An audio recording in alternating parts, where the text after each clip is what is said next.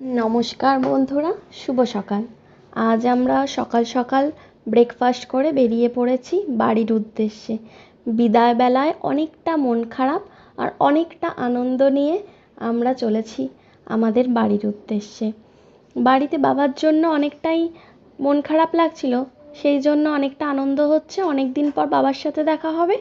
আর মন খারাপটা এটাই, সারা বছরের ছুটিটা হয়তো শেষ হয়ে গেল, কারণ এত ব্যস্ততার মধ্যে এই পুজোর সময়টাই আমরা ছুটি পাই, আর বাকি পুরো বছরটাই আমাদের কাজের মধ্যে থাকতে হয়।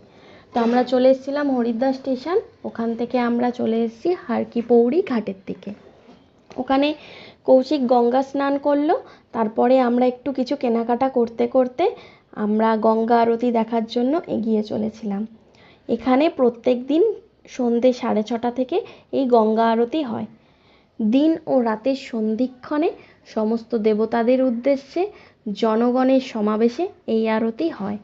এই আরতি দেখার জন্য প্রত্যেক দিন হাজার বলাটা হয়তো কম হয়ে যাবে, লক্ষ লক্ষ লোক এখানে ভিড় করে। এমনকি এই মনোমুখর আরতি দেখার জন্য কিছু কিছু দর্শনার্থী প্রত্যেক বছরই এসে থাকেন। এত সুন্দর। আর এখানে সবাই এই যে মঙ্গলদ্বীপ জেলে সবার মনস্কামনা জানিয়ে এই মঙ্গলদ্বীপ গঙ্গার উদ্দেশ্যে ভাসিয়ে দেয়। দেবভূমি উত্তরাখণ্ডে প্রবেশের স্থান হলো এই হরিদ্বার। গঙ্গা উৎপন্ন হয়েছে গঙ্গোত্রীর গোমুখ হিমবাহ থেকে প্রায় 250 কিলোমিটার পার্বত্য প্রবাহপথ অতিক্রম করে হরিদ্বারে প্রথম সমভূমিতে এসে মিলেছে। ওর জন্য এখানে জলের স্রোত অনেক বেশি।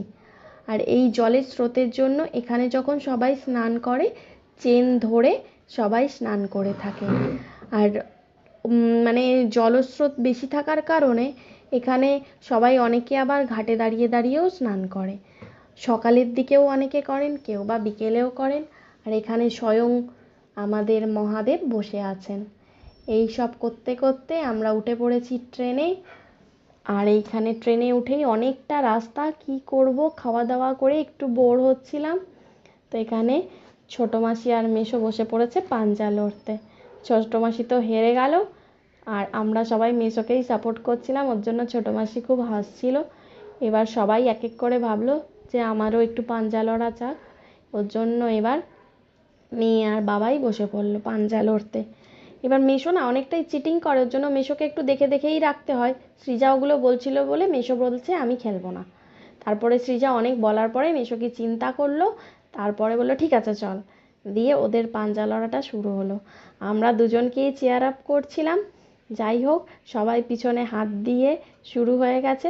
বোন হেরে গেল, তখন বোন বলছে দেখেছো, এখনো অনেক শক্তি গায়ে। এবার চলো, শুরু হচ্ছে মেসোর আর কৌশিকের পাঞ্জা লড়াই। দুজনেই একদম পেছনে হাত দিয়ে নিজস্ব জোর কদম চালিয়ে লড়ে বসে পড়েছে। কৌশিক তো মেসোকে হারিয়েই দিচ্ছে। তখন কৌশিককে মেসো মানে এমন একটা মানুষ, উনি হচ্ছেন মানে মোচড়াবেন কিন্তু হার মানবে না। তখন বলছে কৌশিক চিটিং করেছে, এই সব বলছিল। আমরা তো কিছুতেই শুনছিলাম না। এরপরে বসে পড়েছে সৃজা আর কৌশিক।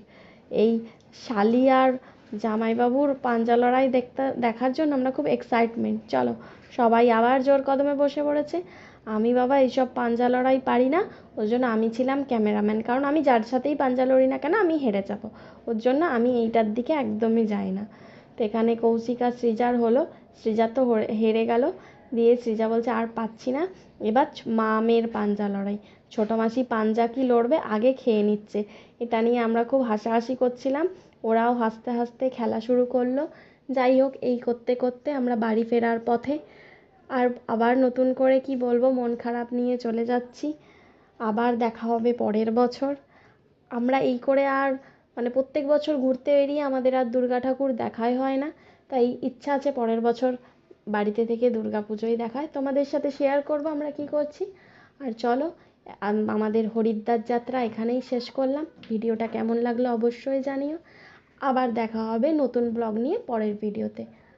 ততক্ষণের জন্য সবাই ভালো থেকো।